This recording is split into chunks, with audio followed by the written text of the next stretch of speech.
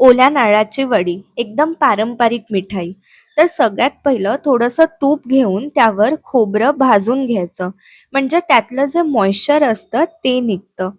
नारळाचा चव एकदम फ्रेश हवा फ्रीजमध्ये ठेवलेला नाही घ्यायचा, नाहीतर वडी नीट येत नाही. 5 ते 6 मिनिटं खोबरं चांगलं तुपात परतवलं की त्यात 2 ते 3 चमचे दूध टाकायचं आणि ढवळून घ्यायचं. त्यानंतर साखर टाकायची आणि सारखं ढवळत राहायचं. खाली लागून नाही द्यायचं. साखर टाकली की खूप पाणी सुटतं, पण इव्हेंच्युअली ते ड्राय होतं. त्यानंतर त्यात वेलची पूड टाकायची आणि मग एक छोटी गोळी करून बघायची. हे सांभाळून करायचं बिकॉज चटका बसतो. त्यामुळे थोडंसं थंड करून गोळी करून बघायची. प्रॉपर गोळी झाली पाहिजे आणि हाताला चिकटलं नाही पाहिजे.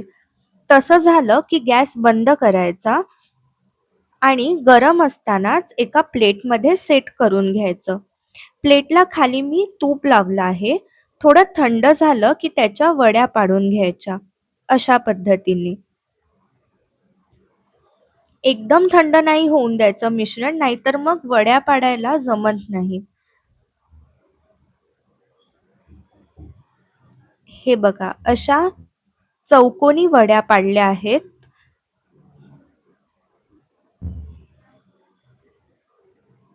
माझी फेवरेट आहे ही वडी. नक्की ट्राय करा आणि प्लीज लाईक, शेअर, फॉलो करा. बाय. भेटूया नेक्स्ट व्हिडिओमध्ये.